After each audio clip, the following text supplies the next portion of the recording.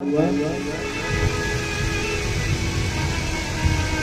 भगवान मणि को वापस ले आए तो ठाकुर जी ने मणि वो सत्राजित को लौटाई। सत्राजित बड़ा लज्जित हुआ और जो प्रजा भगवान की निंदा कर रही थी ना, ये तो पहले से ही चोर है, आज वही प्रजा फिर से उनके गुण गाने लगी। द्वारकाधीश तो चोर बचपन में थे, बड़े होकर के थोड़ी कोई चोरी करता है, बड़े होकर के तो सब सुधर जाते हैं, बचपन में तो सब उदंडता करते ही। इसलिए ये जो प्रजा है ना, इस प्रजा ने भगवान को भी नहीं छोड़ा तो हमको और आपको क्या छोड़ेगी। इसलिए समाज की चिंता मत करो, समाज क्या कहता है। ऐसे थोड़ी आप सब कथा सुनने आते हो, सब अपनी अपनी भावना लेकर के आते हैं। कोई भजन सुनने के चक्कर में ही आता है, कोई वास्तव में कथा सुनने ही आता है, और कोई इसी चक्कर में रहता है कि देखेंगे आज 5-4 केला मिल जाए तो सलाद बनाएंगे घर पे।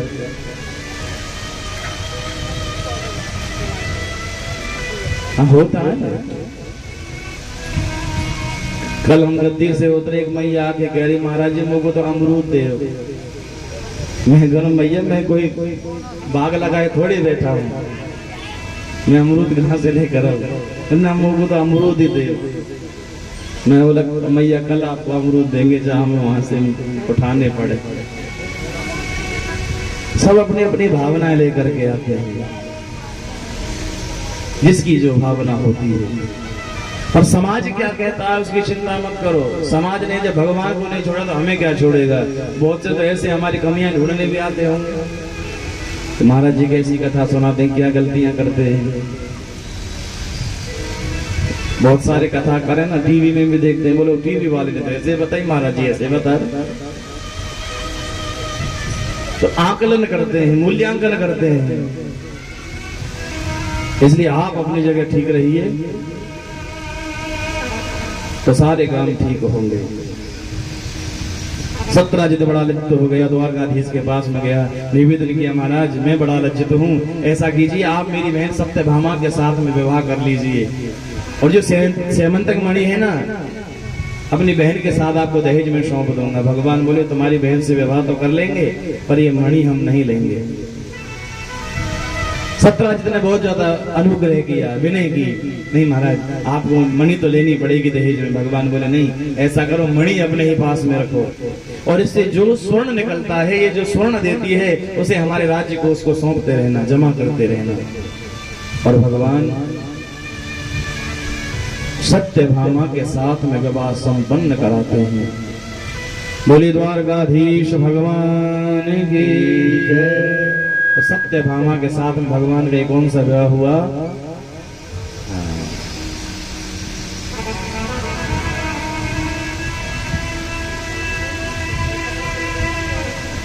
उज्जैन के राजा थे विंद और अनुविंद। वे दुर्योधन के बड़े समर्थक थे।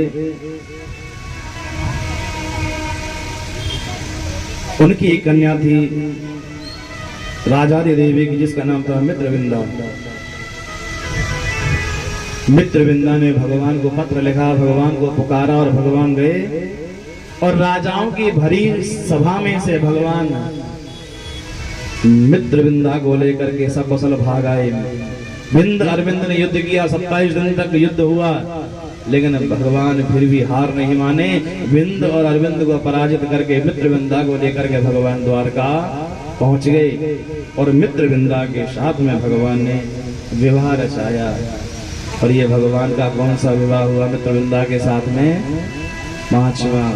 बोलिए द्वारकाधीश भगवान की जय। एक नग्नजित नाम के राजा थे, जिनकी कन्या का नाम था सत्या। नग्नजित नाम के राजा ने अपनी कन्या के विवाह में ये शर्त रखी कि जो राजा या राजकुमार एक साथ 7 बैलों के नाथ डाल देगा, नकेल डाल देगा, उसी के साथ में उनकी कन्या का विवाह संपन्न होगा। द्वारकाधीश को समाचार मिला, द्वारकाधीश राजा नग्नजित के यहाँ पहुंचे, और एक ही साथ में 7 स्वरूप धारण करके भगवान ने 7 बैलों के नकेल डाल दी।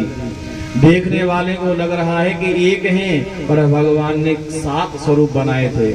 लोगों को केवल एक ही स्वरूप दिखाई दे रहा था, और भगवान ने वहीं पर नग्नजित की कन्या सत्या के साथ में विवाह संपन्न किया है। बोलिए द्वारकाधीश भगवान की जय। तो सत्या के साथ में भगवान का कौन सा विवाह हुआ? छठा।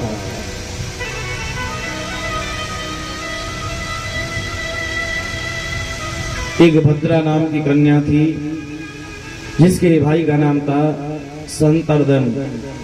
ये स्वयं अपनी बहन का हाथ द्वारकाधीश को सौंप करके आता है। द्वारकाधीश बड़े प्रसन्न हो गए, और द्वारकाधीश ने संतर्दन की बहन भद्रा के साथ में विवाह रचाया। और ये भद्रा के साथ में भगवान का कौन सा विवाह हुआ? 7वां। एक लक्ष्मणा नाम की कन्या थी, जो मद्र देश के राजा की बेटी थी, और भगवान ने लक्ष्मणा के साथ में विवाह संपन्न किया। लक्ष्मणा के विवाह में ये शर्त रखी गई कि जो भी राजा या राजकुमार नीचे जल की परछाई में ऊपर घूमती हुई मछली की आंख को बीन देगा, उसी के साथ में लक्ष्मणा का विवाह संपन्न होगा। और द्वारकाधीश गए, और द्वारकाधीश ने स्वयंवर की शर्त पूरी करके लक्ष्मणा के साथ में विवाह संपन्न किया है। बोलिए द्वारकाधीश भगवान की जय। तो लक्ष्मणा के साथ में भगवान का कौन सा विवाह हुआ? 8वां।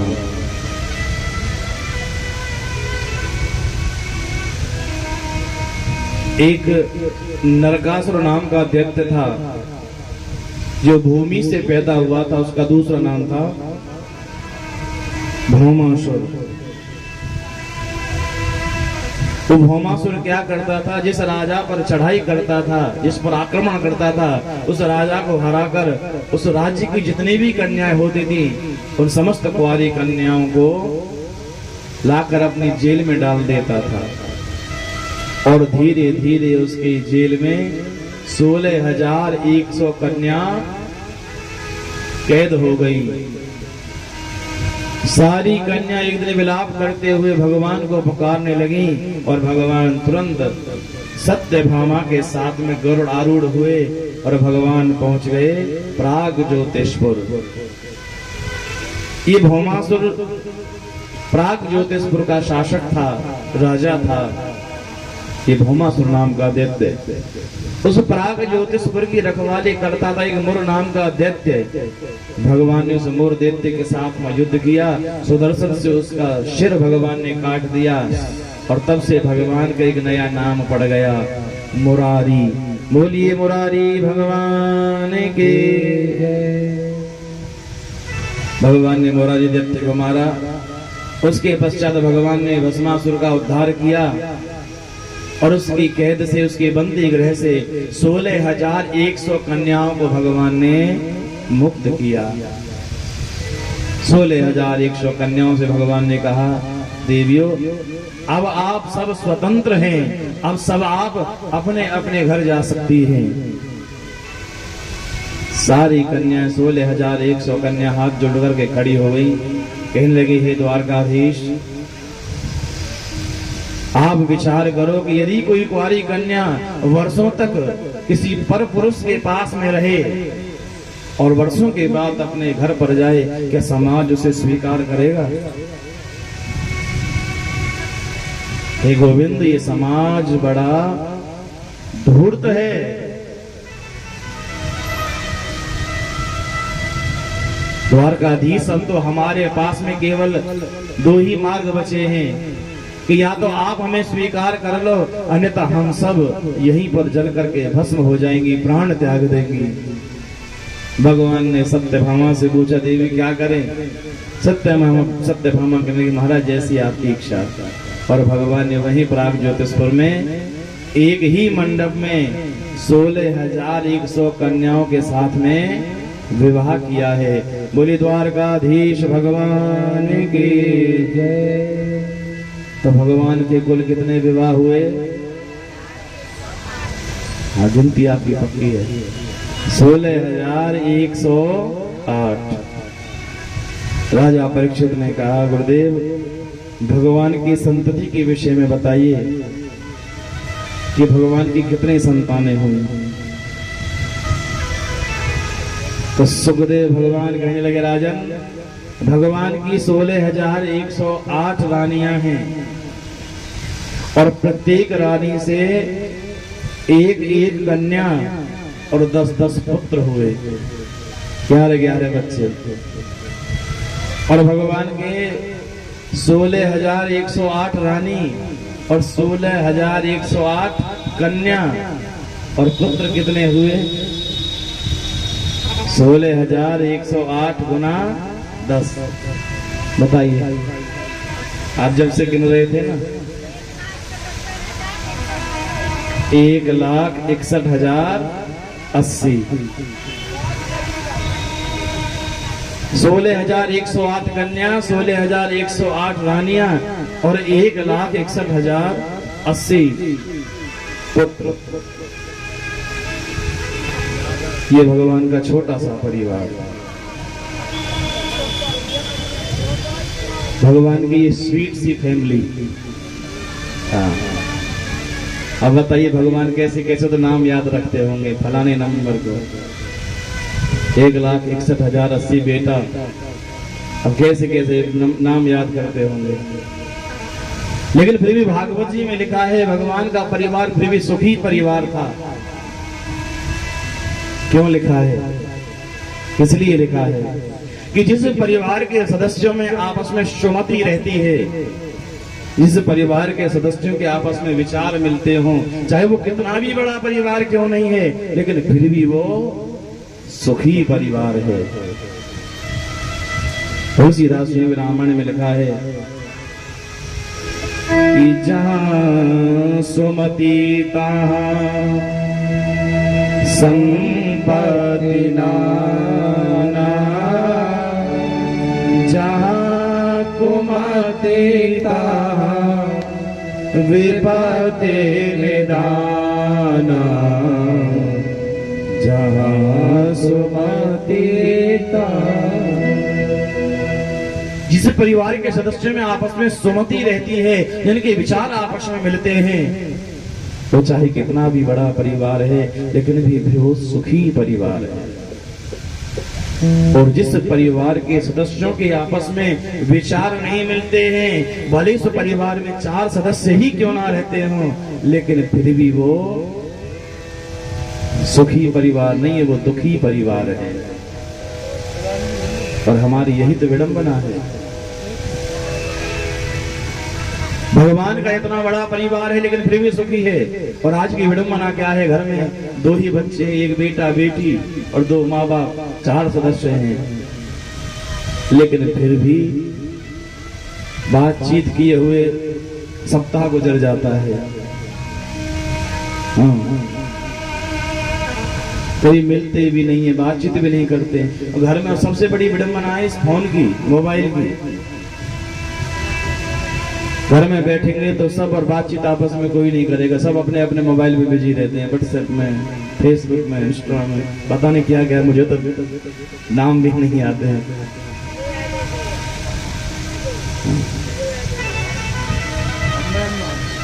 वो गुड़िया कह रही थी कि मैं आपको इंस्टा चलाना सिखाऊंगी। मैं तो बेटा मुझे आता ही नहीं है।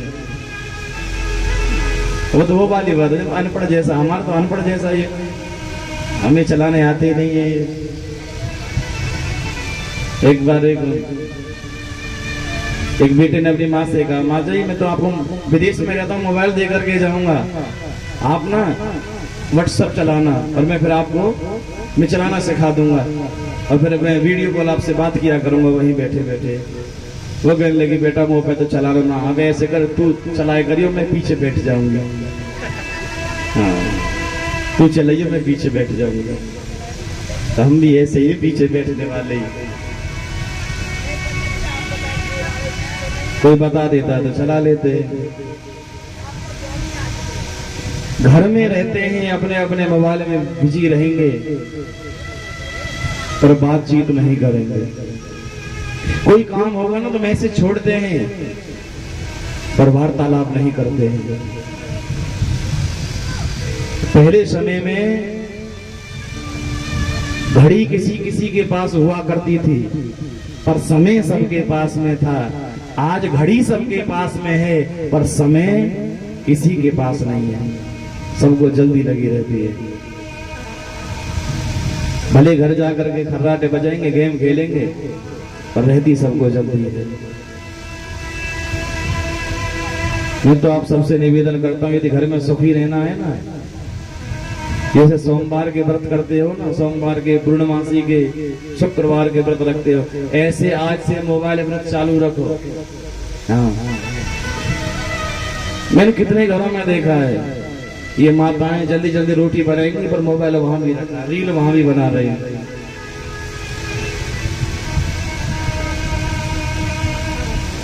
रसोई में भी काम करते करते मोबाइल रखा है। बच्चे बार बार चिल्ला रहे, मम्मी रोटी नहीं है, पर मम्मी तो,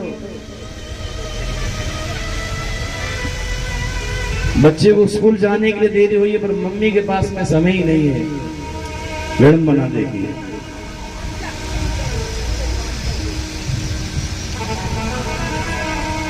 कम से कम एक मोबाइल व्रत धीरे धीरे करना सीखो। पहले 1 घंटे मोबाइल स्विच ऑफ करके रखो। आपके कौन से ऐसे काम खराब हो रहे हैं कि भाई आप मोबाइल नहीं चलाएंगे तो सब बिगड़ जाएगा? नहीं, जिसका ज्यादा जरूरी है वो चालू रखो, मैं ही नहीं कहता। और फिर देखो,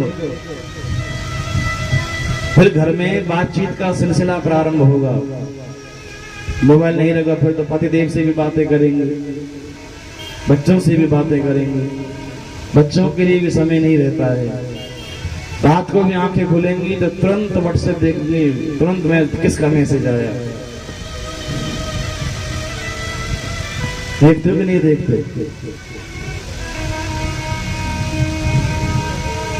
इसलिए कम से कम ऐसे आदत डालो कि एक महीने में 2-3 ऐसे व्रत हो जाए जो घर में प्यार बना रहे। भगवान के परिवार में इतने सदस्य हैं, लेकिन सबके विचारों में सुमति है, इसलिए सुखी परिवार है। और भगवान की 16,108 जो रानियां है वो कौन है? ये जो 16,000 है ना, ये 16,000 मंत्र हैं हमारे वेद में उपासना कांड के। ये मंत्र ही भगवान की भार्या बन करके आए।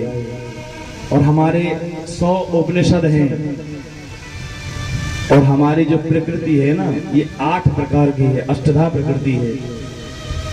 ये अष्टधा प्रकृति भगवान की अष्टपट रानी है, इसलिए भगवान की 16,108 रानियां हुई।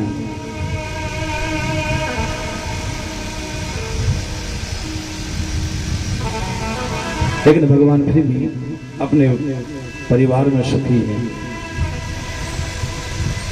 सुखदेव जी से प्रश्न करते हैं परीक्षित जी महाराज, गुरुदेव भगवान का इतना लंबा चौड़ा परिवार है, तो भगवान उस परिवार में कैसे रहते होंगे?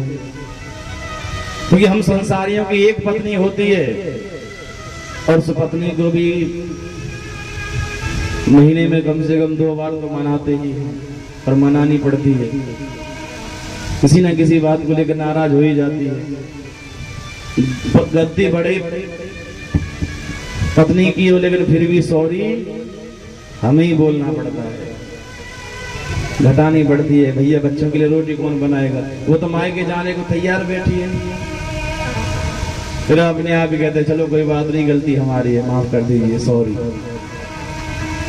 फिर पत्नी भी मनी मन खुश होती है, आया तो सही लाइन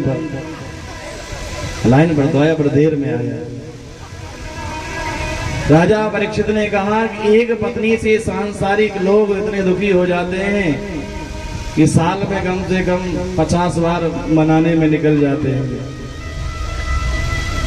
और भगवान की तो 16,108 रानियां हैं, तो भगवान तो दिन भर मनाने में लगे रहते होंगे कि आज 500 नंबर की नाराज है, और शाम को पता चला 299 वाली नाराज होकर बैठी है, खाना ही नहीं खाया सुबह से। उसे मना करके आए, तुरंत संदेश आया महाराज वो 1100 नंबर वाली भी।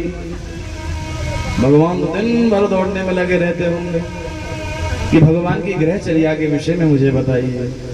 सुखदेव भगवान बोले, राजन भगवान श्री कृष्ण योगेश्वर हैं और भगवान संध्या वेला में जितनी रानियां हैं ना, इतने ही स्वरूप बनाकर एक साथ सबके पास में जाते हैं, एक साथ सबको दर्शन करते हैं। सबको ऐसा लगता है कि द्वारकाधीश मेरे पास में है। 299 वाली को भी लगता है कि द्वारकाधीश मेरे हैं। सत्यभामा को भी ऐसा लगता है कि द्वारकाधीश मेरे हैं। रुक्मणी को भी ऐसा लगता है कि द्वारकाधीश मेरे। भगवान की 16,108 रानियां और भगवान ने सबके लिए कोप भवन बनवाए हैं, महलों के जो समीप ही रहते हैं। आपने देखा होगा, सुना होगा कि पहले जो राजा महाराजा होते थे ना, तो रानियों के लिए एक कोप भवन बनवाते थे। कोप भवन में रानियां तब जाती थी कि जब राजा से कोई बात मनवानी होती थी, शर्त मनवानी होती थी, तो रानियां उस कोप भवन में जाकर के लेट जाती थी। राजा उसे मनाने जाता था, तब जाकर के बस यही बात कहती थी, ये बात मानोगे तो ठीक है, नहीं तुम यहीं पड़ी रहूंगी, मैं तो नाराज रहूंगी। कई कई भी कोप भवन में जाती हैं और महाराज दशरथ उसे मनाने जाते हैं, और वही कोप भवन में कई कई ने वरदान मांगे थे महाराज दशरथ से। भगवान ने 16,108 कोप भवन बनवाए हैं। कोई ना कोई रानी रोज नाराज होती रहती है, भगवान मनाते हैं, पर रुक्मणी भगवान से कभी नाराज नहीं होती है, कभी नाराज नहीं होती, कभी रुष्ट नहीं हुई। रुक्मणी का जो कोप भवन है ना, वो हमेशा रिक्त पड़ा रहता है, खाली पड़ा रहता है, हमेशा रिक्त है, खाली है। एक दिन द्वारकाधीश के मन में विचार आया, रुक्मणी तो कभी नाराज होती नहीं है, चलो आज हम ही रुक्मणी से नाराज हो जाते हैं। भगवान स्वयं उस कोप भवन में जाकर पलंग पर करवट लेकर लेट गए। रुक्मणी शाम के समय आरती का थाल सजाकर द्वार पर खड़ी हैं कि द्वारकाधीश आ रहे होंगे, मुझे उनकी आरती उतारनी है, पर द्वारकाधीश नहीं आए। रुक्मणी ने दासी को भेजा, जाकर के देखो ना द्वारकाधीश अभी तक नहीं आए, कहाँ रह गए। दासी दौड़ी दौड़ी गई, जाकर के देखा तो उन्हें कोप भवन में द्वारकाधीश नजर पड़ गए। पुनः वापस आई और वापस आकर के कहा, महारानी जी, अरे द्वारकाधीश तो कोप भवन में लेटे हुए हैं। रुक्मणी को आश्चर्य हुआ, द्वारकाधीश कोप भवन में, अरे वहां तो हम रानियों को जाना चाहिए, वहां उनका क्या काम है।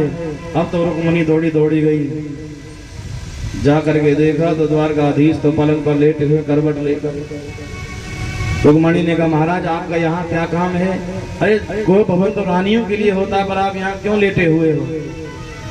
भगवान कहने लगे, रुक्मणी यही तो मैं सोच रहा हूँ कि हमसे तो बड़ी भारी गलती हो गई, और आपने भी कुछ नहीं सोचा। बोले किस विषय में, ये तो बताइए, क्या नहीं सोचा। भगवान कहने लगे, रुक्मणी बड़े बड़े नरपति जिनके पास में लोकपालों के समान ऐश्वर्य और संपत्ति थी, धन था, बड़े बड़े महानुभाव श्रीमान जो मुझसे सुंदरता में, बल में भी हर तरह से आगे थे, सब तुमसे विवाह करना चाहते थे। और देखो शिशुपाल भी तुमसे विवाह करने के लिए आया था, पर तुमने मेरे साथ में विवाह क्यों किया। तुमने मेरे अंदर ऐसा क्या देखा और क्या देख करके विवाह किया है। देखिए हमारा तुम्हारा जोड़ा कुछ जमा नहीं। भगवान रुक्मणी से कह रहे हैं, हमारी तुम्हारी जोड़ी जमी नहीं। देखिए तुम गोरी हैं और मैं सांवला हूं, काले गोरे की जोड़ी जमती है, जमती है।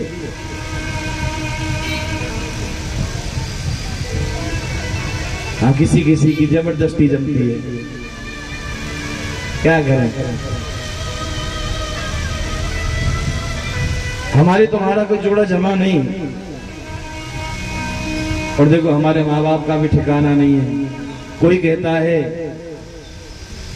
कि मैं नंद को छोरा हूँ, कोई कहता है मैं वसुदेव का छोरा हूँ। आज तक ये निर्णय नहीं हो पाया वास्तव में मैं हूँ किसका। कोई गुण मेरे अंदर है नहीं है, कोई गुण भी नहीं है।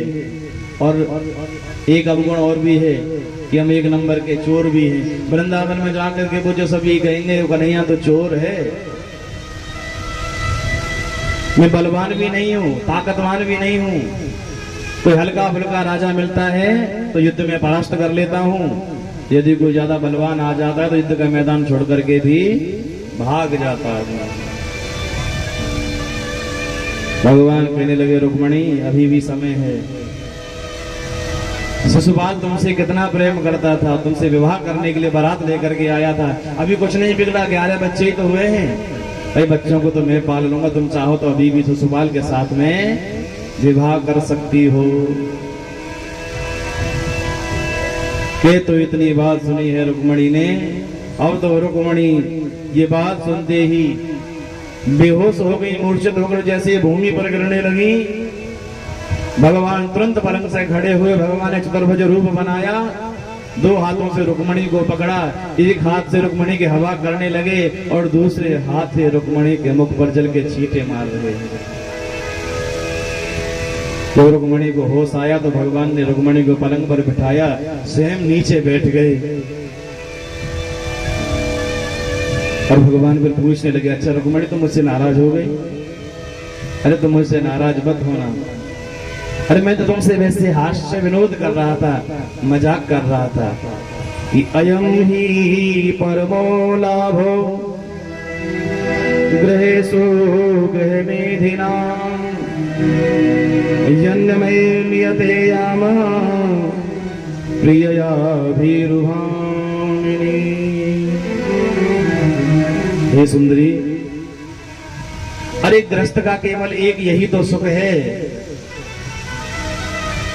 कि दुख की घड़ी में, संकट की घड़ी में भी दोनों पति पत्नी आपस में हास्य विनोद करके, हंसी मजाक करके जीवन गुजारते रहते हैं, दिन काटते रहते हैं।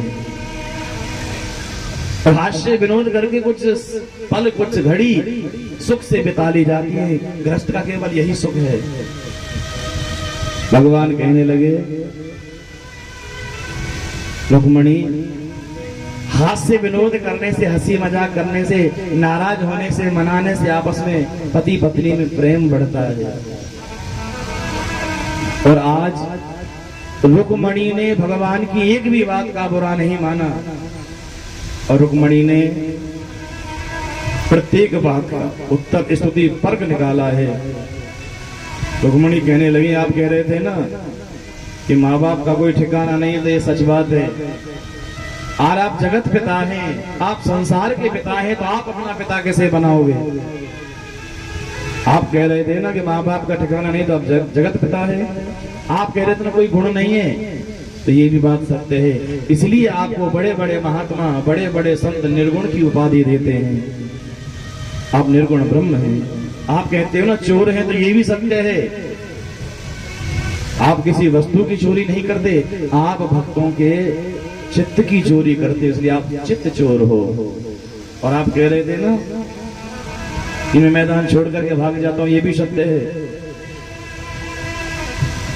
जब आपके भक्तों पर कोई संकट पड़ता है, कोई दुख की घड़ी उनके ऊपर आती है, तो भले ही आप युद्ध के मैदान में क्यों ना खड़े हों, आप अपने भक्तों की रक्षा के लिए युद्ध का मैदान छोड़ करके भी भाग खड़े होते हो। इसलिए आप रण छोड़ हो।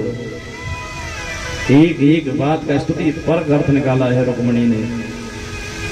इसलिए मैं तो आपसे भी कहता हूं कि आप भी कभी कभी घर में नाराज हुआ करो। हाँ, किसी ना कोई बहाना लेकर। यदि आपकी इच्छा है मटर पनीर खाने की और स्वामी जी आपके लौकी ले आए में, तो नाराज हो जाओ, महाराज हमें तो मटर पनीर खाना था। दूसरे दिन मटर पनीर ले आए में, तो आप क्यों नहीं हमें तो कढ़ी खानी थी, आप यही क्यों ले आए? बहाना तो कोई भी हो, इससे आपस में प्रेम बढ़ता है। हाँ, पर नाराजगी भी क्षणिक होनी चाहिए महाराज, कहीं लेने के देने पड़ जाए। हाँ, इतना की लड़ाई बढ़ा दो कि तिहाड़ में मिलो फिर। हाँ, झगड़ा क्षणिक होना चाहिए। कहीं और सोचो महाराज जी आए घर पे गाड़,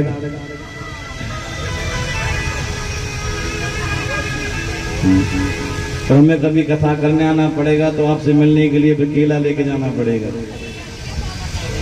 ऐसी नौबत मत आने देना। आप सब तो बड़े विवेकी हैं। हाँ, बात के अर्थ को समझते हैं। ये केवल प्रेम की बातें हैं। हास्य विनोद अवश्य परिवार में होना चाहिए। हास्य विनोद होने से परिवार में स्नेह बढ़ता है, प्रेम बढ़ता है। एक दिन भगवान अपने पौत्रों के साथ में खेलने के लिए जाते हैं। भगवान के पौत्र खेल रहे थे, उनकी गेंद एक कुएं में गिर गई। भगवान ने जैसे कुएं में हाथ डाल के उस गेंद को निकाला तो उस कुएं में क्रिकलाश में रहता था, क्रिकलाश, जिसको हिंदी में कहते हैं गिरगिट और हमारे गांव की भाषा में बोलते हैं करकेटा। जैसे उस गिरगिट का स्पर्श हुआ तो वो गिरगिट अपने गिरगिट के शरीर को छोड़ करके एक राजा के शरीर में प्रकट हो गया। भगवान ने पूछा, भाई तुम कौन हो? उस गिरगिट में से परिवर्तित हुए उस राजा ने कहा कि महाराज,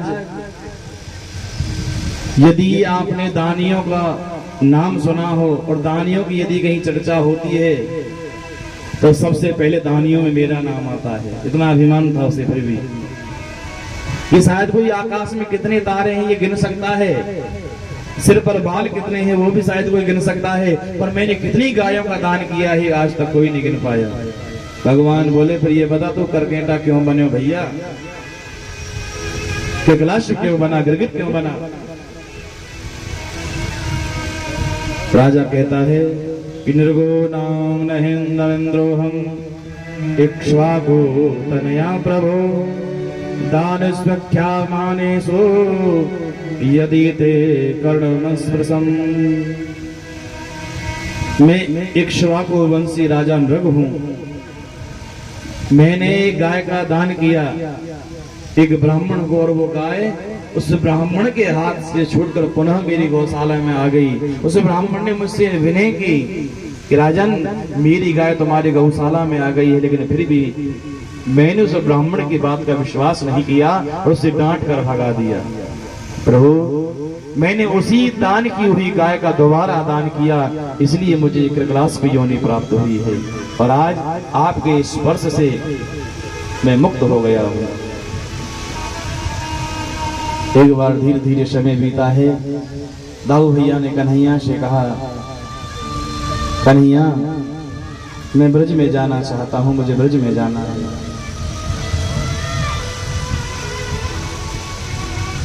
और ब्रज यात्रा के लिए निकले हैं दाऊ भैया। ब्रज यात्रा में 2 महीने वृंदावन में वास किया है दाऊ भैया ने। चैत्र और वैशाख महीने में जब गोपियों को पता चले दाऊ आए हैं तो दौड़ी दौड़ी आई और कहने लगे, दाऊ अब तो हमें ब्रजमंडल में घुमा दे, ब्रजमंडल देश का दर्शन करा दे। और दाऊ भैया से सारी गोपी मिलकर के विनम्र निवेदन करने लगी है। बोलिए गोविंद भगवान की जय।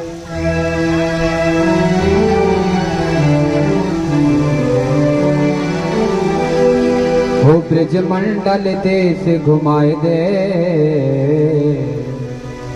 मेरे मन के तपने बुझाए दे।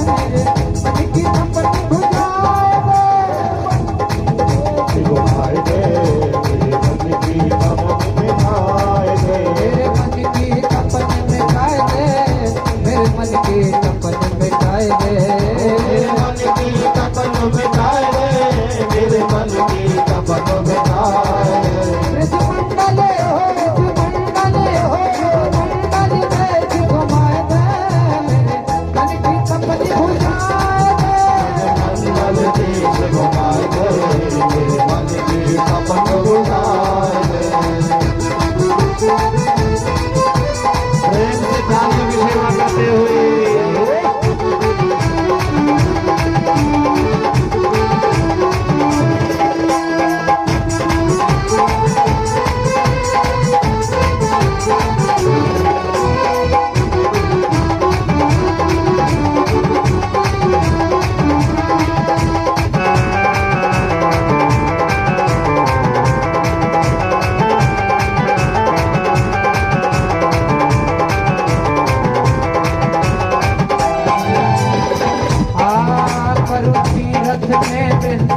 पावन देखूंगी जायन जीवन करो तीरथ वृंदावन देखूंगी जायन जीवन यमुना में यमुना में यमुना में मैं नहाए मेरे मन की कमन बुझाए मंगल में घुमाए मेरे मन की तमन बुझाए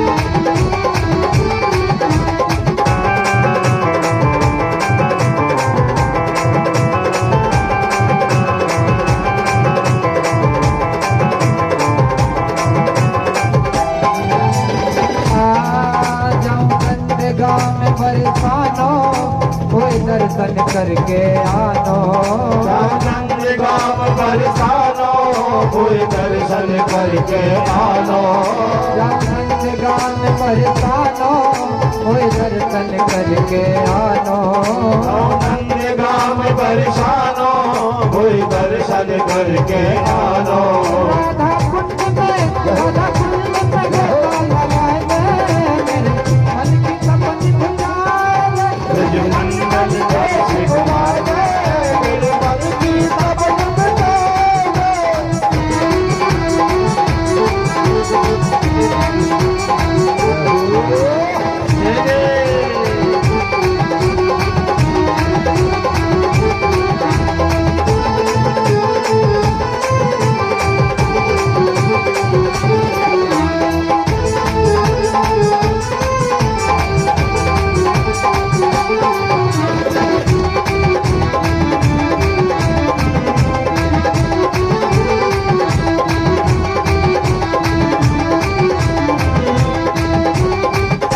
पहुँच गई गोवर्धन मेरो हर सो जाए तन मने जब पहुँच गई गोवर्धन मेरो हर सो जाए तन मन जब पहुँच गई गोवर्धन मेरो हर सो जाए तन मन जब पहुँच गई गोवर्धन मेरो हर सो जाए तन मन गिरिराज पर हो गिरिराज पर हो गिरिराज पर दूध चढ़ाए मेरे मन की तमन बुझाए मंडल देश घुमाए मेरे मन की तमन बुझाए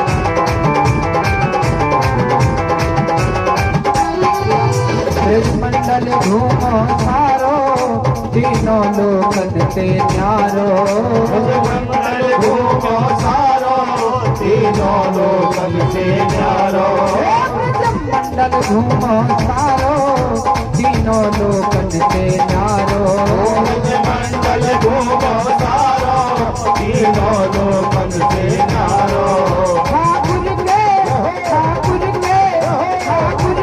गलत कराएगा मेरे मन की कपन बुझाएगा मंडल देश घुमाएगा मेरे मन की तपन बुझाए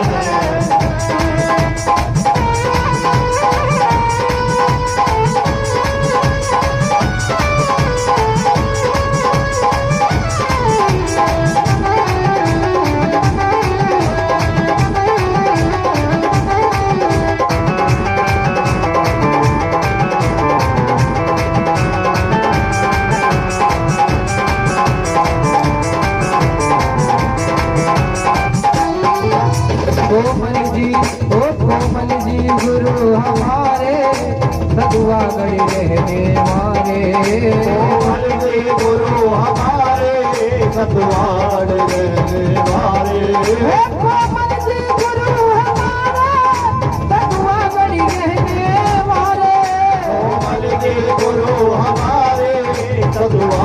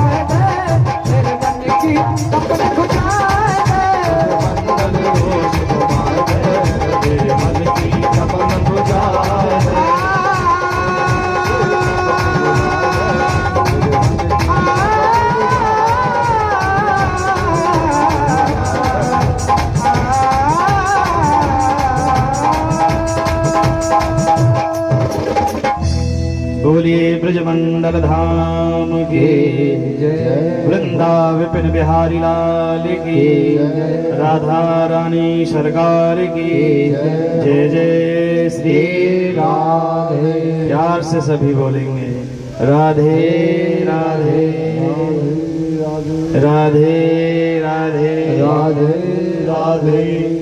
आप मत बोलो, यही बोलेंगे। इनकी तो आवाज ही नहीं आ रही है।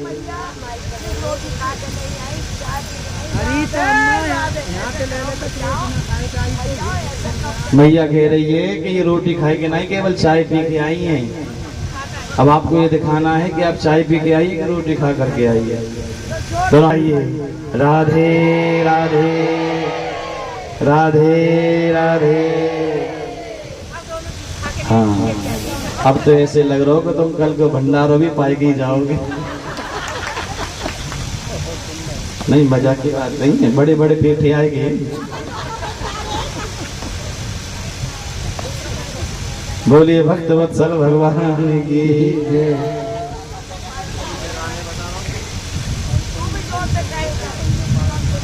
दाऊ भैया मैया यशोदा के पास में आए हैं और मैया यशोदा दाऊ को पहचान नहीं पाई है कि जब श्री कृष्ण वृंदावन छोड़ के द्वारका गए हैं। मथुरा से पहले मथुरा गए, फिर मथुरा से द्वारका पहुंचे। मैया यशोदा निरंतर कन्हैया की याद करके रोती ही रहती हैं, इसलिए मैया को रो रो करके आंखों से दिखना कम हो गया है। जब दाऊ ने जाकर के प्रणाम किया ना, मैया प्रणाम, तो मैया ने आवाज को पहचान लिया। मैया कहने लगी दाऊ दाऊ तुम आ गए। दाऊ जब से कन्हैया इस ब्रिज को छोड़ करके गया है ना, तब से मेरी आंखों की रोशनी भी बैरन चली गई है और निरंतर अपने पुत्र की याद आती है। दाऊ अब तो वो भी बहुत बड़ा हो गया होगा।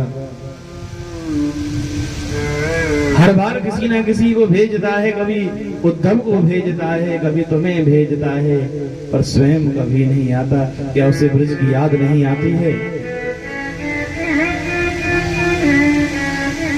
क्या उसे अपनी मैया यशोदा की याद नहीं आती है? वैसे तो कहता था कि मैया चाहे मैं कहीं भी रहूं, पर तेरे बगैर मेरे मन को, मेरे चित्त को चैन नहीं मिलता है।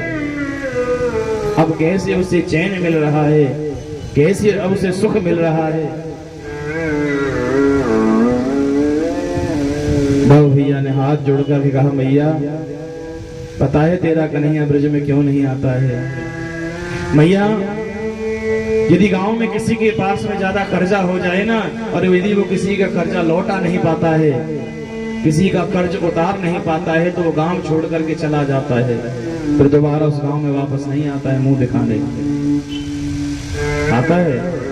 नहीं आता। ऐसी मैया तेरा लाला का कहना है कि मैं ब्रजवासियों का ऋणी हूँ, गोपियों का कर्जदार हूँ, मैया यशोदा का कर्जदार हूँ, बाबा नंद का ऋणी हूँ, इसलिए मैं जीवन में उनके प्रेम का कर्ज नहीं उतार पाऊंगा। जब उनका मैं कर्ज उतार नहीं सकता तो मैं क्या मुंह लेकर उनके पास में जाऊं? इसलिए मैया तेरा लाला मुंह छिपा करके द्वारका में बैठा रहता है, इसलिए तो मैं मुंह दिखाने के लिए नहीं आता है। मैया यशोदा ने कहा दाऊ वो कभी तो मुझे याद करता होगा। हाँ मैया, ऐसी कौन सी घड़ी, ऐसा कौन सा पल है कि जब तेरा लाला तुझे याद ना करता हो? जब भी कोई बात होती है तभी ये कहता है, यदि कोई प्रेम की बात होती है, कोई लाड़ लड़ाने की बात होती है, तो बस यही कहता है कि लाड़ लड़ाना यदि सीखना है ना तो मेरी मैया यशोदा से सीखो, प्रेम करना सीखना है ना तो ब्रज गोपियों से सीखो, विशुद्ध भाव सीखना है तो ब्रज के ग्वाल बालों से सीखो। भैया निरंतर वो ब्रज को ही याद करता है, चाहे उसका शरीर कहीं भी रहे पर उसका मन सदैव ब्रज में ही लगा रहता है, तो उस ब्रज को कभी नहीं भुला पाता है। मैया यशोदा लाला की याद करके बहुत रोई। मैया यशोदा कहती है दाऊ वो दृश्य मैं कैसे भूल जाऊं, वो घटना मैं कैसे भूल जाऊं। मैं लाला को अपने हाथों से माखन खिलाती थी, मुझे कितना परेशान करता था। मैं हाथ में माखन की कटोरी लेके उसके पीछे पीछे दौड़ती थी और वो पूरे वृंदावन का चक्कर लगाकर घर लौटता था, फिर भी मैं जीवन में उस पर क्रोध नहीं कर पाई। उसके पीछे दौड़ने में मुझे सुख मिलता था, मुझे आनंद आता था। बाबू मैं वही सोचती हूँ, वो यशोदा तो है, वो ब्रज है, वो वृंदावन की कुंज गली में है, पर जिनके पीछे मैं दौड़ू वो मेरा कृष्ण नहीं है।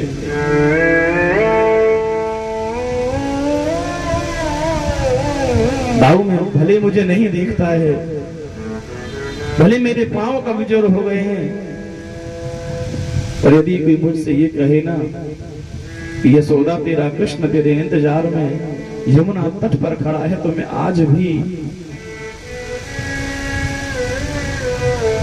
केवल ये शब्द सुनते ही यमुना जी की ओर दौड़ सकती हूँ और सबसे पहले जाकर उसे आलिंगन कर सकती हूँ, गले से लगा सकती हूँ।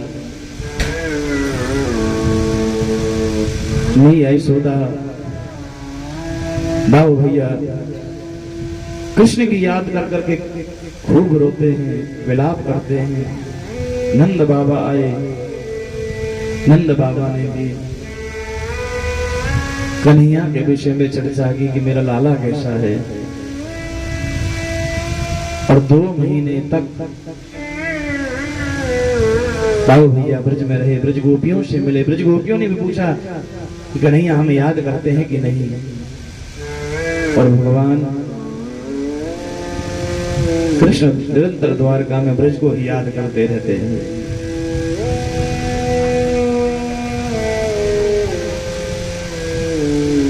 भगवान ने पौंड्रक तथा काशीराज का भी उद्धार किया। एक दिन द्वारकाधीश भीम और अर्जुन को लेकर के जरासंध के पास में गए और भगवान ने भीम के द्वारा जरासंध का युद्ध करा करके जरासंध को मरवाया, उसकी मृत्यु कराई। भगवान की अग्र पूजा के विषय में प्रश्न उठा, शिशुपाल ने विरोध किया और भगवान श्री कृष्ण ने राजसूय यज्ञ के अवसर पर शिशुपाल का वध किया और बलराम जी के द्वारा सूत जी का वध हुआ है। आज सुखदेव भगवान से राजा परीक्षित ने प्रश्न किया, गुरुदेव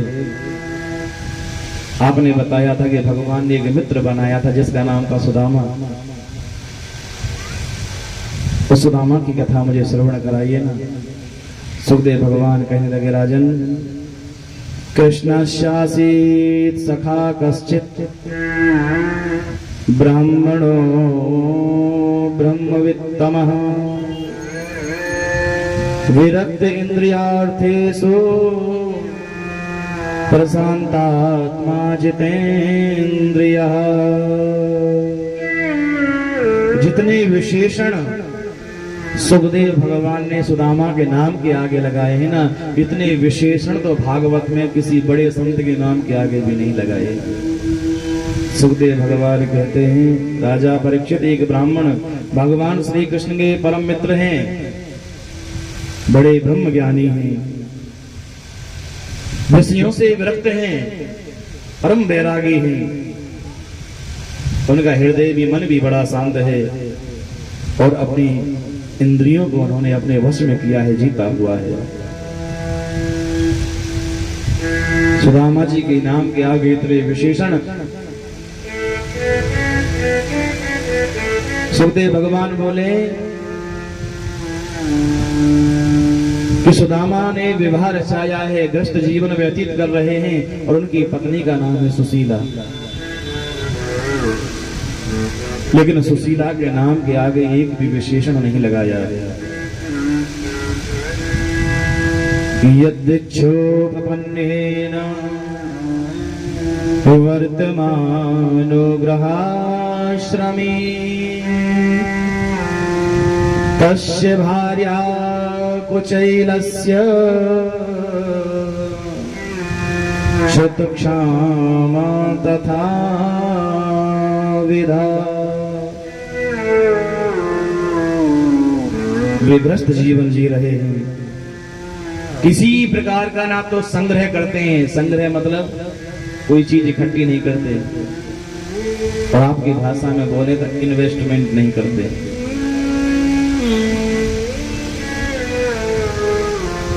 जो भी कुछ प्रारब्ध के अनुसार मिल जाता है उसी में संतुष्ट रहने की कोशिश करते हैं। उनके वस्त्र तो फटे पुराने थे ही, सुदामा जी के वस्त्र तो फटे पुराने ही, और उनकी पत्नी जो सुशीला है ना उसके भी वस्त्र वैसे ही हैं, फटे पुराने। और वो भी सुदामा जी की तरह भूख में दुबली पतली हो रही है। और एक बात देखना,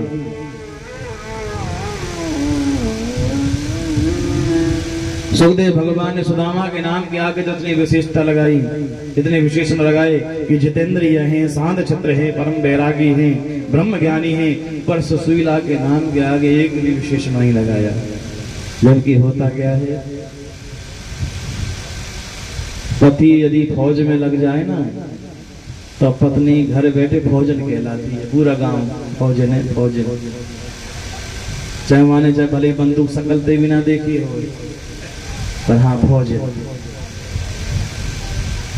यदि कोई मास्टर लग जावे ना, शिक्षक, और पत्नी भले अंगूठा टेक मल जावे, साइन भी करने नहीं आते उनको, पूरा गांव मास्टर नहीं जी, मास्टर नहीं।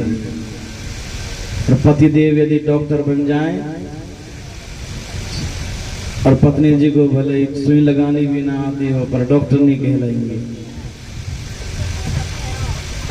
सुदामा जी के नाम के आगे इतने विशेषण, पर सुशीला के नाम के आगे एक भी विशेषण नहीं लगाया है। वो इसलिए कि सुशीला जी निर्धन हैं, गरीब हैं और असंतुष्ट हैं। जबकि जीवन में सबसे बड़ा धन होता है संतोष का धन, कि जब आवे संतोष धन सब धन धूरि समान। जीवन में जब संतोष आता है ना तो संतोष के धन के सामने सारे धन फीके पड़ जाते हैं। इसलिए परमात्मा ने जो दिया है, जैसा दिया है, उसी में संतुष्ट रहने की कोशिश करो, यही सुख है। यदि और ज्यादा चाहना करोगे, लालसा बढ़ाओगे, तृष्णा बढ़ाओगे तो दुखी ही रहोगे। इसलिए जो मिला है, जितना मिला है, उसी में सुख ढूंढो, सुख खोजो।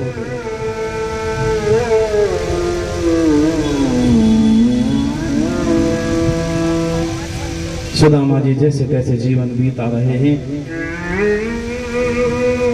शास्त्र का जो नियम है उसी के अनुसार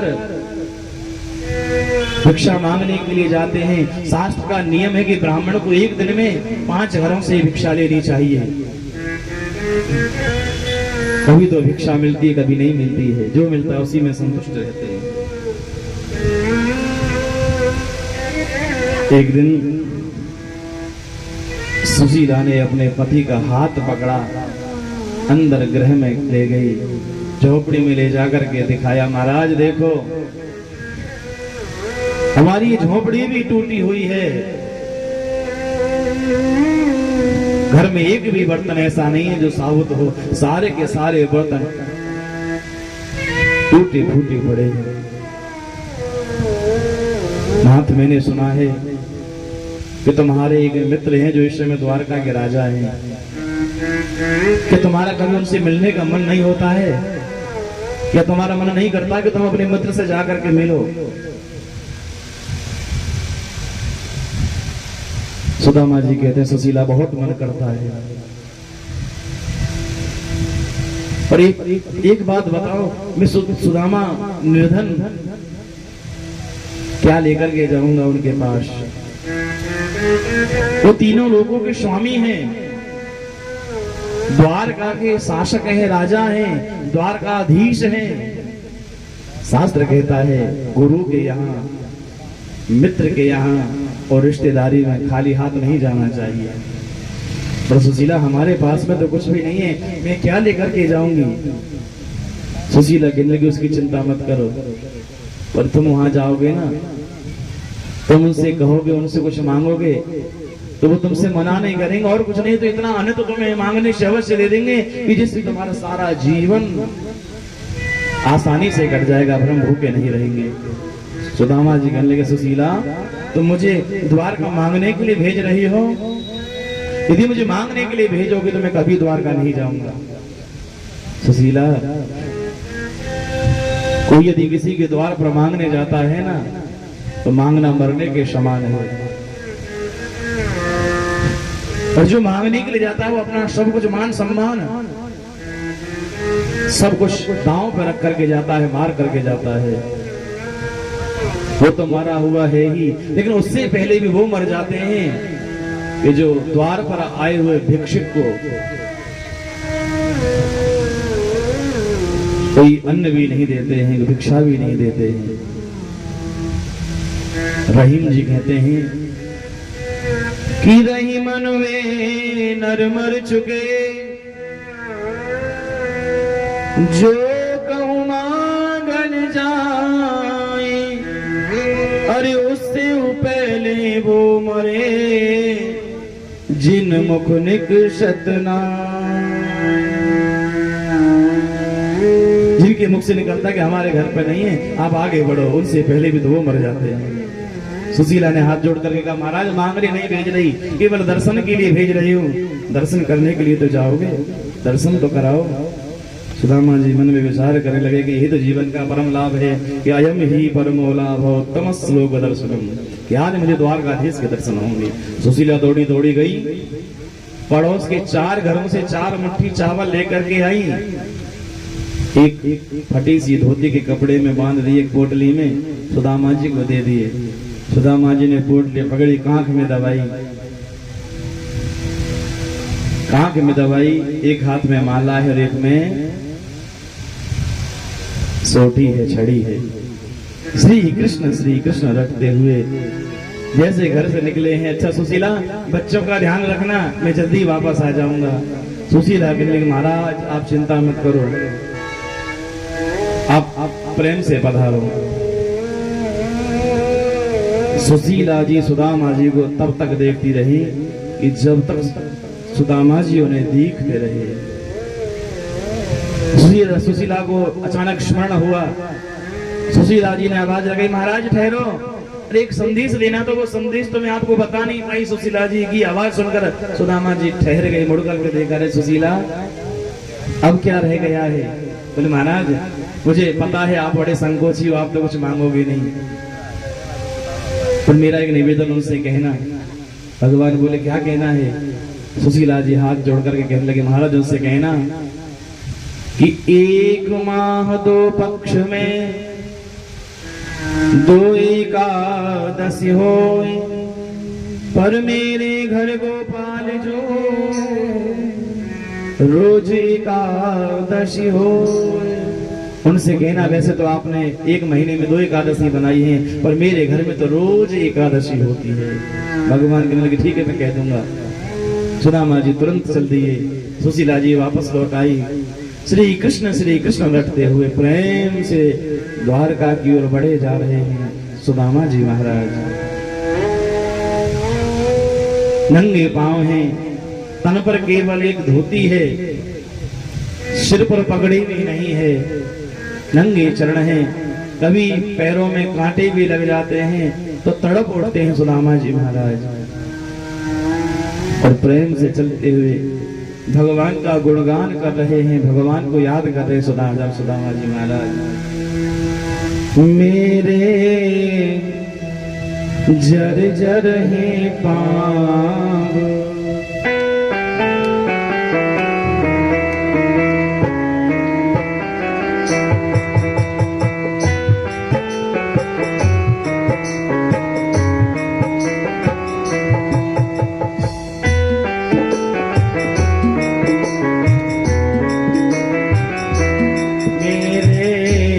जर हैं पाँव, संभालो हरि मेरे जर हैं पाँव में, संभालो हरि अपने चरणों की छाँव में बिठा लो हरि, अपने चरणों की छाँव में बिठा लो हरि मेरे जर हैं पाँव।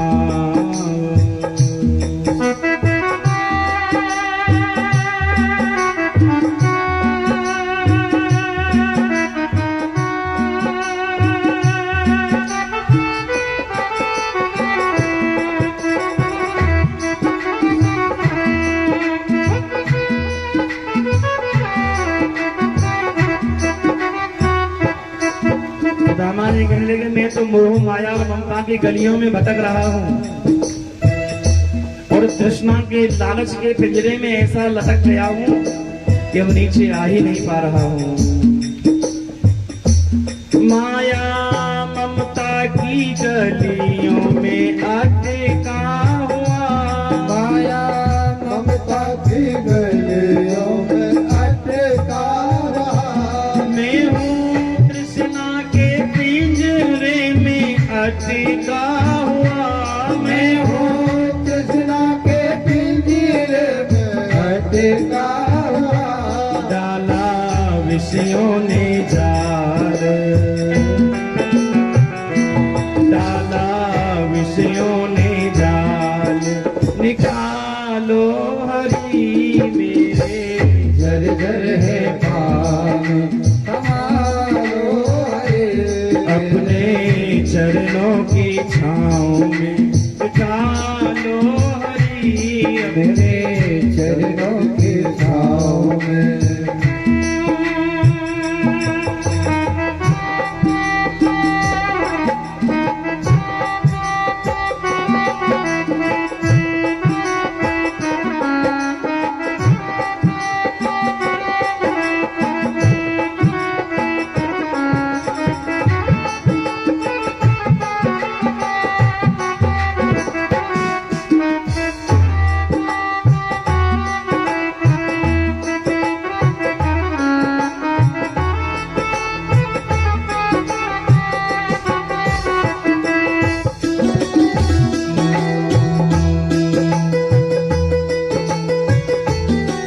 प्रेम से तालियों की सेवा करते हुए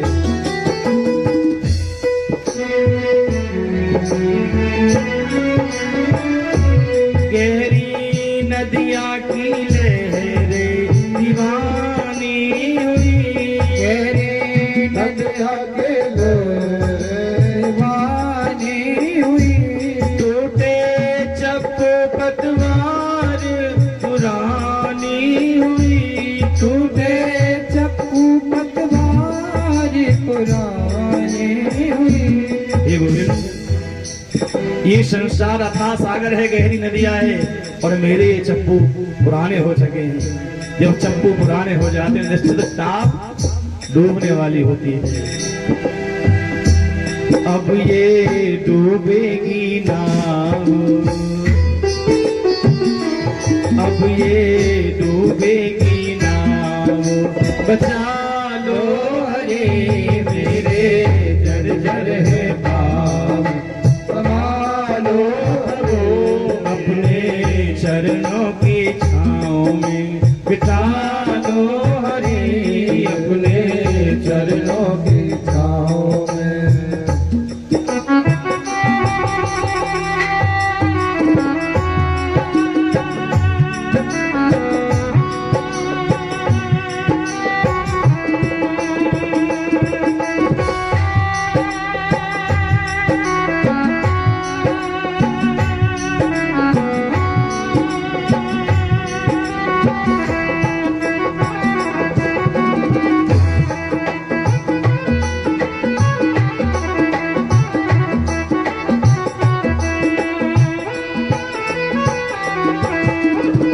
सुदामा जी कहने लगे मैंने हर किसी से प्रभु आपका मार्ग पूछा है, आपका पता पूछा है, पर किसी ने आप तक पहुंचने का मार्ग नहीं बताया। मैं अपने आप ही चलता रहा।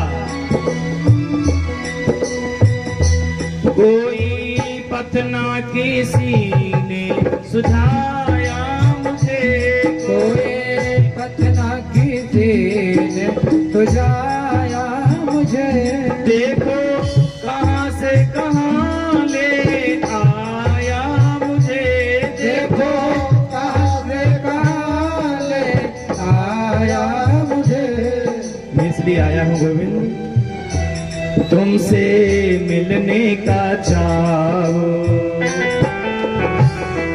तुमसे मिलने का चाहो, मिला लो हरि मेरे जर जर है पावे संभालो हरे मेरे जर जर है पाव।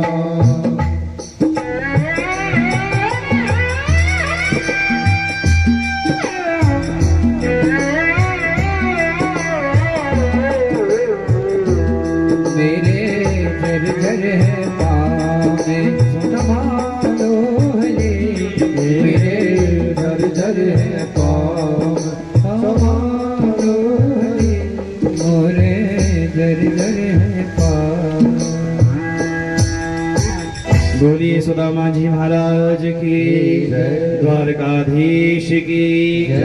सुदामा जी चलते चलते थक गए, शाम हो गई, भूख भी लगी है, प्यास भी लगी है, पर द्वारका कितनी दूर है सुदामा जी को पता भी नहीं चला है। तभी एक मल्लाह ने आवाज दी, केवट ने आवाज दी, भैया किसी को नदी पार उतरना है। सुदामा जी बोले, भैया उतरना तो है, पर हमारे पास में देने के लिए, उतराई के लिए कुछ नहीं है। मल्लाह ने, नाविक ने कहा, चिंता मत करो ब्राह्मण देवता, मैं आपको वैश्य सेवा में नदी पार करा दूंगा। सुदामा जी ने नदी पार की, थक करके एक वृक्ष के नीचे बैठ गए, पत्तों को बिछा करके आसन बनाया। सुदामा जी को भूख लगी है, प्यास लगी है, और जो भगवान से कुछ नहीं मांगता है ना, उसमें स्वाभिमान अधिक होता है। सुदामा जी मन ही मन कहने लगे कि भूख लगती है, प्यास लगती है, जिंदगी अब उदास लगती है, कैसे आऊं द्वारका तेरी, आश भी अब निराश लगती है,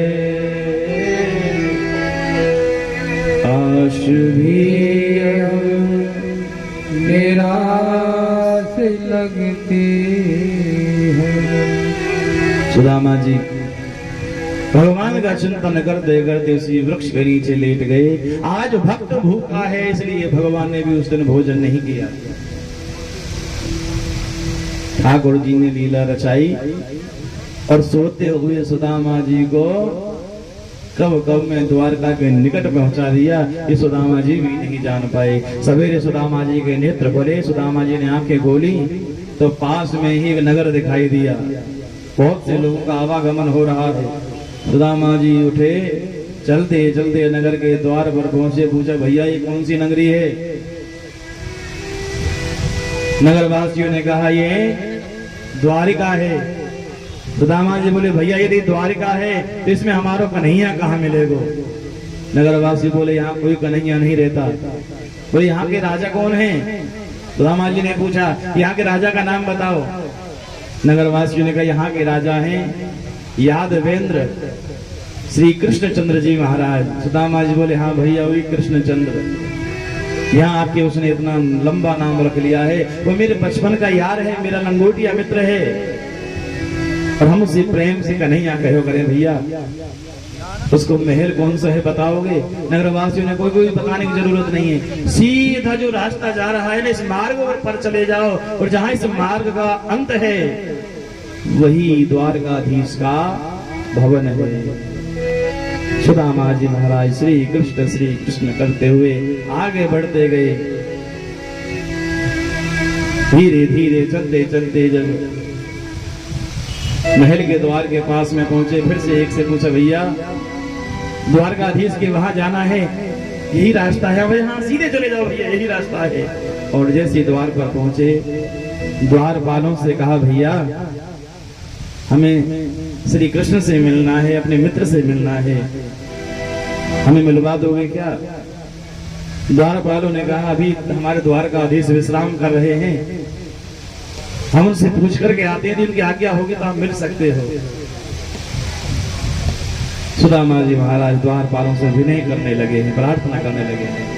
और देखिए, सुदामा जी के लिए थोड़ा थोड़ा रास्ता बीच में से छोड़ दीजिए।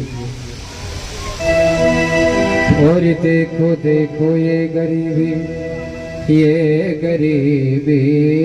कहा, कृष्ण के दर पे विश्वास लेके आया हूँ,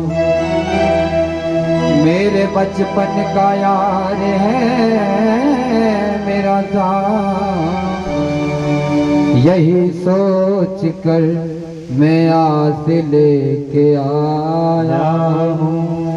अरे द्वारपालो कन्हैया से कह दो कि दर पे सुदामा गरीब आ गया है। भटकते भटकते न जाने कहाँ से तुम्हारे महल के करीब आ गया है। दोनों मित्र बड़ी जल्दी मिल लिए।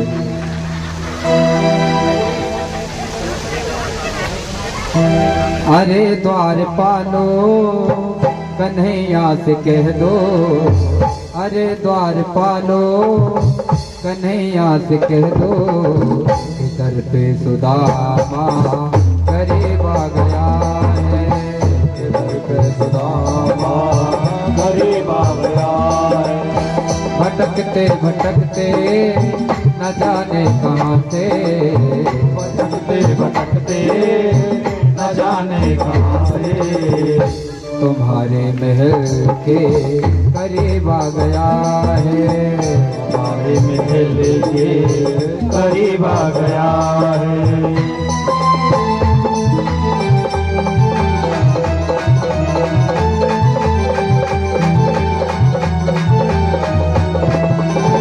न सर पे है पगड़ी न तन पे है जामा, बता दो कन्हैया को नाम है सुदामा है। बता दो कन्हैया को नाम है सुदामा, बता दो कन्हैया को नाम है सुदामा। न सर पे है पगड़ी न तन पे है जामा, बता दो कन्हैया को नाम है सुदामा है। न तन पे है पगड़ी न तन पे है जामा, बता दो कन्हैया को नाम है सुदामा है। बता दो कन्हैया को नाम है सुदामा।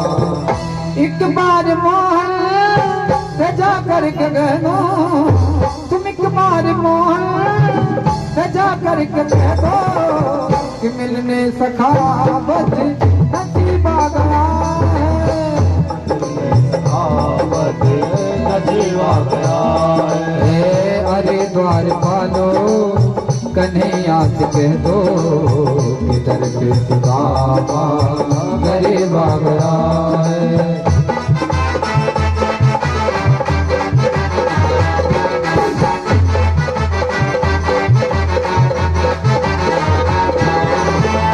सुनते ही दौड़े चले आए मोहन, लगाया गले से सुदामा को मोहन है। लगाया गले से सुदामा को मोहन, हाँ लगाया गले से सुदामा को मोहन। सुनते ही दौड़े चले आए मोहन, लगाया गले से सुदामा को मोहन है। सुनते ही दौड़े चले आए मोहन, लगाया गले से सुदामा को मोहन, हाँ लगाया गले से सुदामा को मोहन। हुआ रुक्मणी को बहुत ही अचंभा, हुआ रुक्मणी को बहुत ही अचंभा, ये मेहमान कैसा अजीब आ गया है। मेहमान कैसा अजीब आ गया है। अरे द्वार पालो कन्हैया से कह दो, अरे द्वार पालो कन्हैया से कह दो, किधर पे सुदामा गरीब आ गया है। किधर पे सुदामा गरीब आ गया है। बराबर में अपने सुदामा बिठाए, चरण आंसुओं से सामने धुलाए है। आंसुओं से सामने धुलाए, हाँ चरण आंसुओं से सामने धुलाए। बराबर में अपने सुदामा बैठाए, चरण आंसुओं से सामने धुलाए। बराबर में अपने सुदामा बिठाए, चरण आंसुओं से सामने धुलाए हो।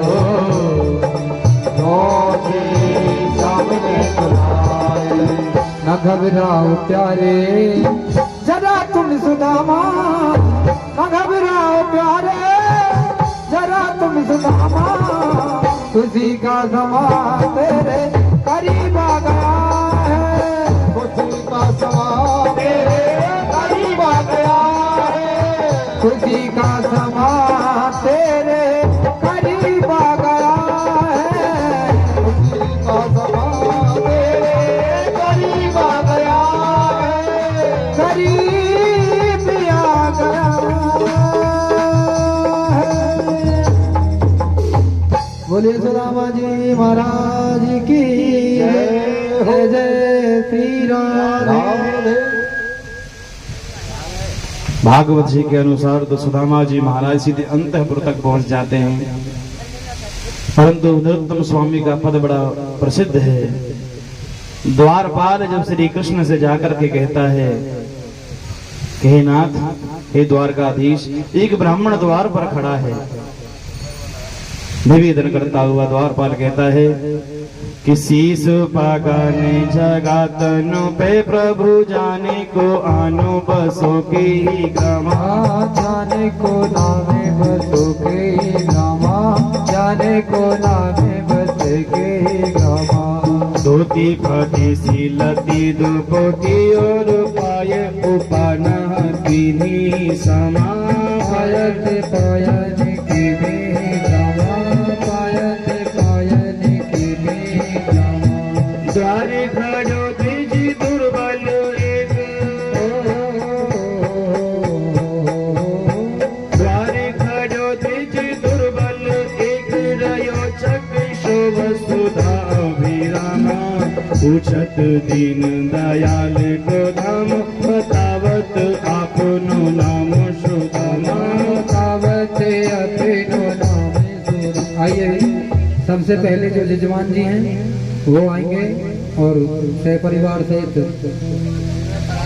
है जी।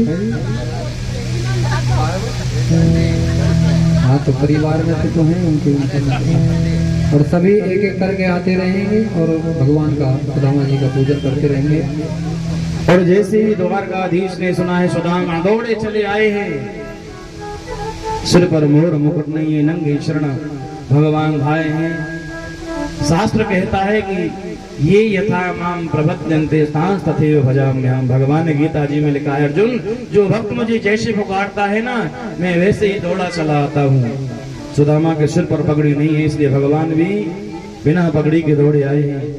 तन पर वस्त्र नहीं है सुदामा के, इसलिए भगवान बिना पीतांबर के दौड़े आए हैं। सुदामा नंगे चरण है तो आज भगवान भी नंगे चरण आए हैं। सुदामा जी को निज भवन में ले गए, सिंहासन पर बिठाया, और आज भगवान रुक्मिणी को आदेश देते हैं कि देवी मुझे ब्राह्मण के चरण धोने से जल लेकर के आओ।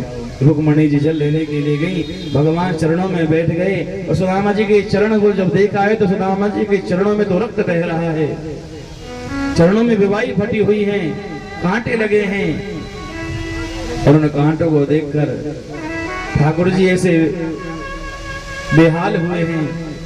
तो आज भगवान सुदामा जी के चरणों को देख करके रोने लगे हैं। ऐसे बेहालु बेवाई ने संपग कंटक जाल लगे पुनि जोए, कंटक जाले लगे पुनि जोए, कंटक जाले लगे पुनि जोए। आए महादुख पायो सखा तुम आए इतन की तय दिन खोए, आए किते किते दिन थोरे, आए किते किते दिन थोरे। देखी सुदामा की दीन दशा, देखी सुदामा की दीन दशा, करुणा करके करुणा ने दिलोए। पानी परात को हाथ छुओ नहीं, नैनन की जल सो पग धोए, नैनन के जल से पग धोए, नैनन के जल से पग धोए। आज द्वारकाधीश ने अपने नेत्रों से ही, अपने नेत्रों के जल से ही, अपने आंसुओं से श्री सुदामा जी महाराज के चरण धोए। आपने देखा होगा एक ही व्यवस्था को बनाए रखना, एक एक दो दो करके आए, और पूजन करने के पश्चात अपने ही जगह पर, अपने स्थान पर ही वापस लौट कर सबको बैठना है। हाँ हाँ, बोले सुदामा जी महाराज की जय, श्री द्वारकाधीश भगवान की जय, भक्त वत्सल भगवान की जय, जय जय श्री राधे। आपने देखा होगा जब हम पैदल चल करके आते हैं ना तो पांव दुखने लगते हैं, चरण दुखने लगते हैं, जब कहीं परिक्रमा इत्यादि लगाते हैं। यदि आप जल को गर्म करके उसमें थोड़ा सा राम रस नमक डालकर पांव धोए तो थकान कम हो जाती है, थकान मिट जाती है। सुदामा जी पैदल यात्रा करके आए हैं, चल करके आए हैं, और ठाकुर जी ने अपने उष्ण अश्रुओं से सुदामा जी महाराज के चरण धोए हैं।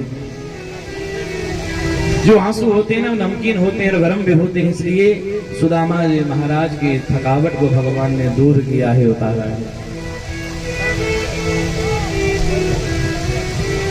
भगवान सुदामा जी के चरण दबाने लगे हैं।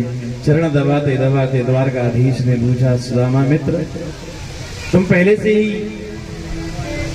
सत्संग की बड़ी चर्चा किया करते थे, भैया ये बताओ तुमने विवाह किया कि नहीं किया है? रुक्मिणी मैया बोली, विवाह इत्यादि की पीछे पूछना, पहले ब्राह्मण देवता को भोजन तो कराओ। कन्हैया तो भाव में है से भूल गए थे। कन्हैया जी ने तुरंत 56 भोग तरह तैयार करवाए,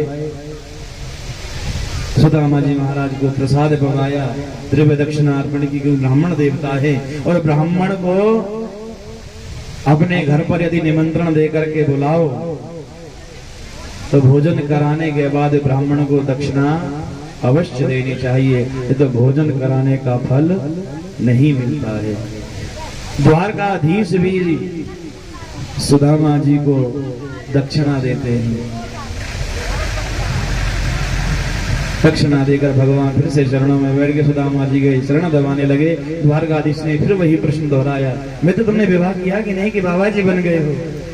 सुदामा जी बोले, लाला विवाह कर भी की तनक भी इच्छा नहीं, पर माता पिता के सामने एक नहीं चली, हमने विवाह कर लियो है और तुम्हारी भाभी को नाम है सुशीला। तुम्हारी भाभी को नाम सुशीला है। कन्हैया बोले, तुमने विवाह कर लिया और अपने मित्र को याद भी नहीं करो। सुदामा जी कहने लगे, लाला क्या बताएं, जो भी हुआ सब जल्दबाजी में हुआ और तुम्हें भूल गए, क्षमा चाहते हैं, पर ये बताओ तुमने विवाह किया कि नहीं किया? कन्हैया बोले, क्या बताएं, सीधे मिलवा ही देते हैं।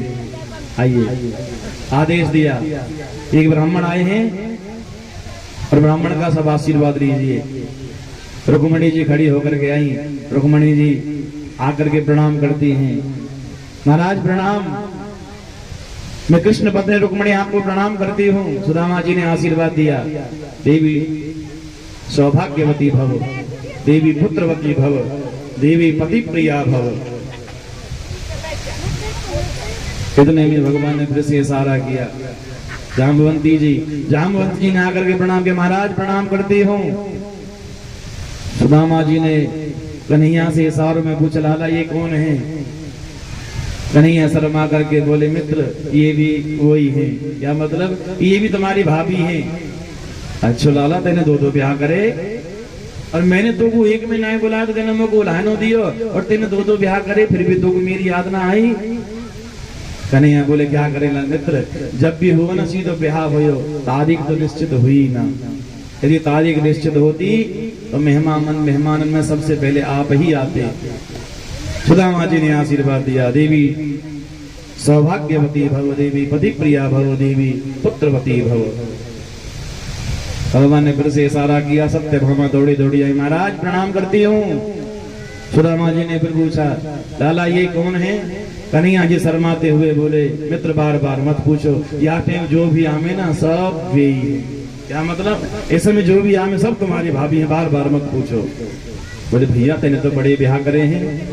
सुदामा जी ने आशीर्वाद दिया, पति प्रिया भव, पुत्रवती भव, सौभाग्यवती भव।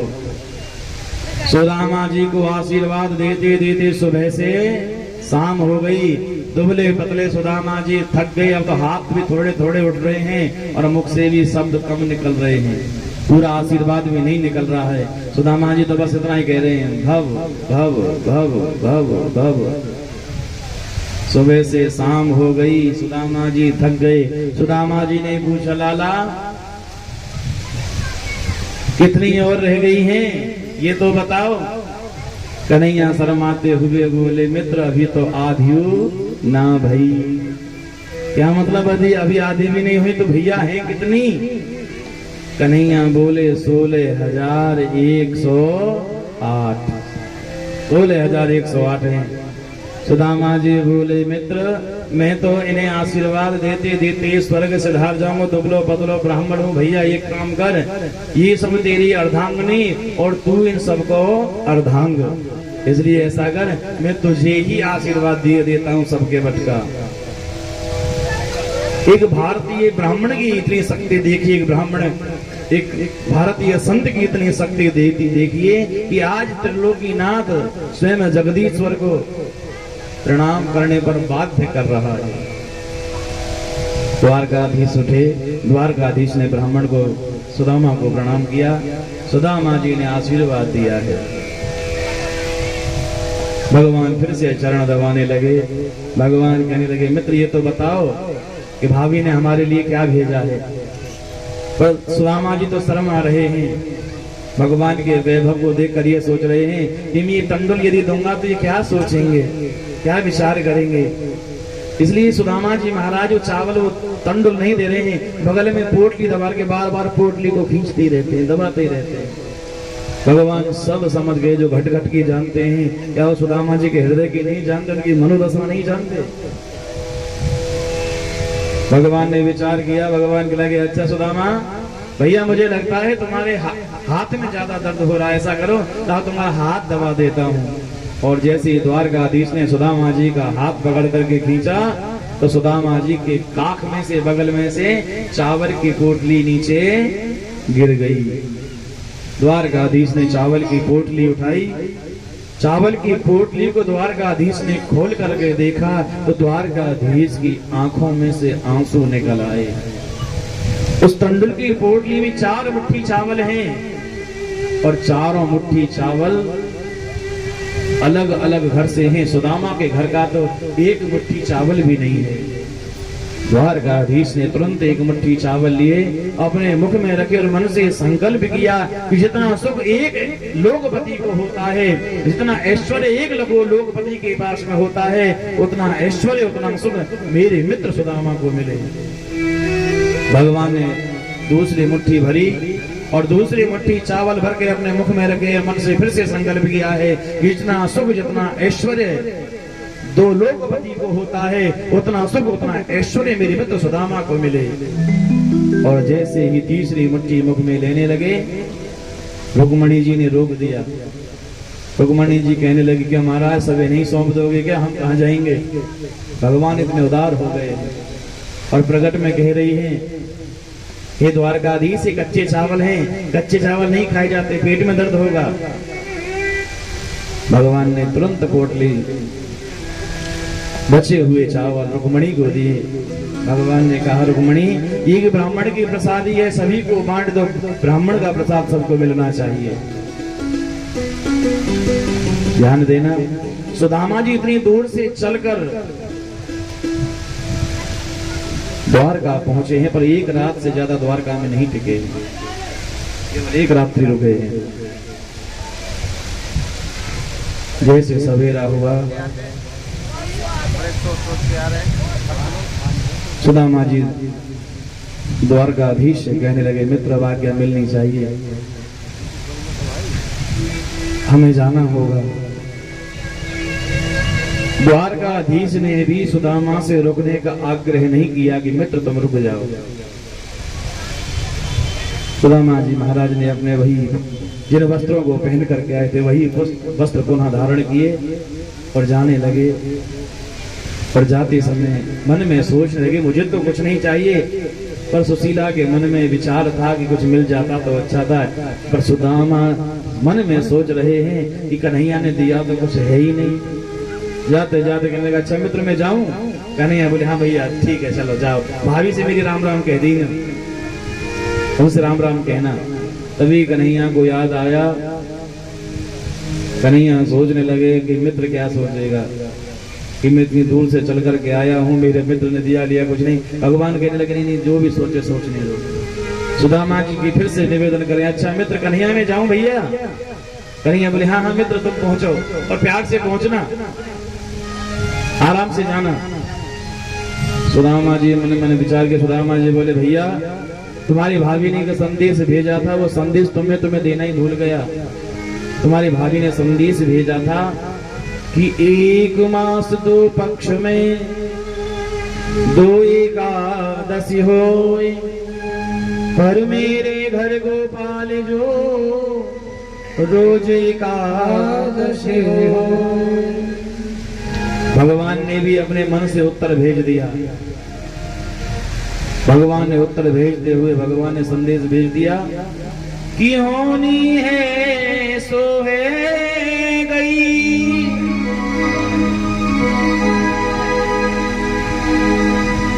अब ना ऐसी हो, और भाभी तेरे भवन में रोज द्वादशी हो।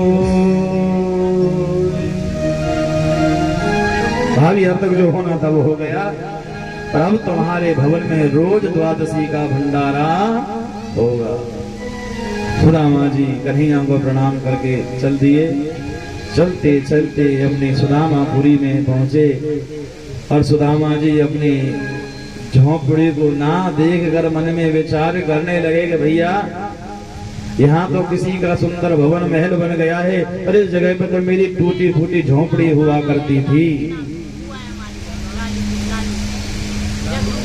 मेरी झोंपड़ियां कहाँ गई, मेरी कुटिया कहाँ गई?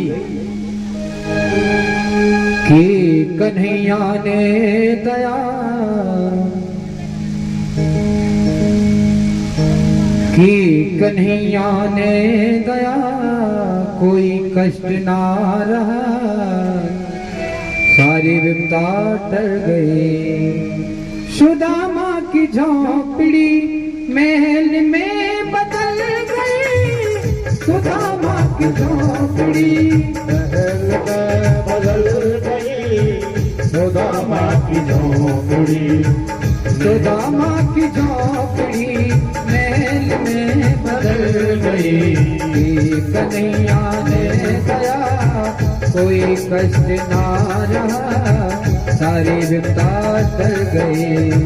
सुदामा की झोंपड़ी महल में बदल गई, सुदामा की झोंपड़ी महल में बदल गई, सुदामा की झोंपड़ी।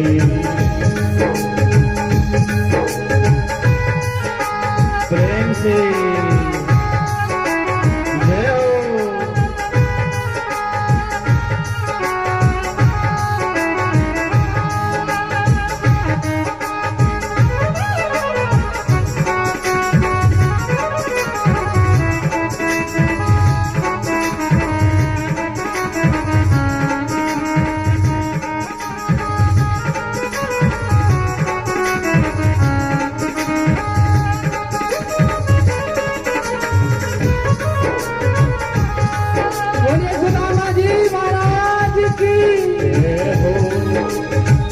जिंदगी में गम मिले कभी ज्यादा कम मिले, कन्हैया के प्यार में आया दरबार में, मुंह नहीं खोल सका, कुछ नहीं बोल सका, मुंह नहीं खोल सका, कुछ नहीं बोल सका।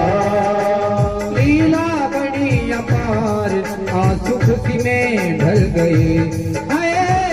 सुदामा की झोंपड़ी महल में बदल गई, सुदामा की झोंपड़ी महल में बदल गई, सुदामा तालियां बजाइए। महल में बदल गए कि कन्हैया ने दया, कोई कष्ट ना रहा, सारे विघ्न टल गए।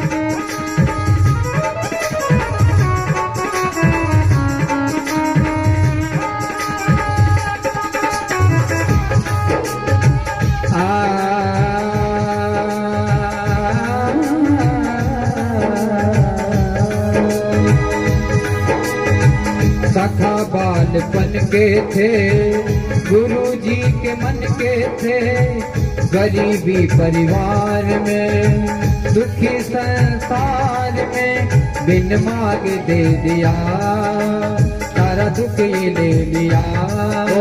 बिन मांग ले लिया, सारा दुख ले लिया, सारा दुख ये ले लिया।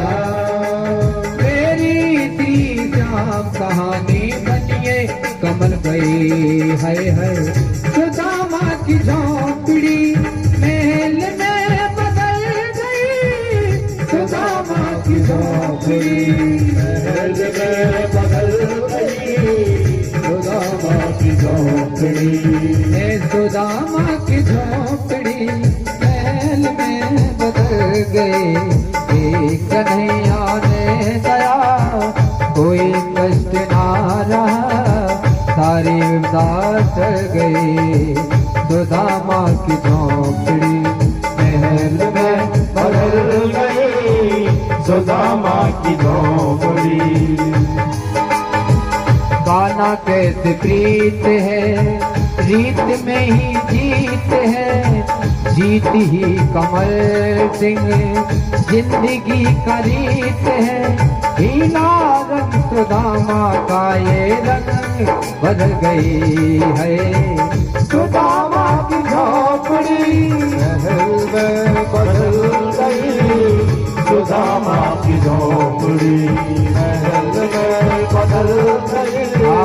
कान्हा कैसे प्रीत है, रीत में ही जीत है, जीत ही कमल सिंह जिंदगी का रीत है। ढीला रंग ये सुदामा का, बदला रंग सुदामा का, ढीला रंग सुदामा का, बदला रंग सुदामा का। घर पहुंचा रोनकार जिंदगी मिल गई, सुदामा की झोंपड़ी महल में बदल गई, सुदामा की झोंपड़ी महल में बदल गई, सुदामा की झोंपड़ी महल में बदल गई, कि कन्हैया ने दया, कोई कष्ट ना रहा, सारी विपदा टल गई, सारी विपदा टल गई। सुदामा की झोंपड़ी महल में बदल गए, सुदामा की झोंपड़ी। जंगल में जाऊंगा भगवान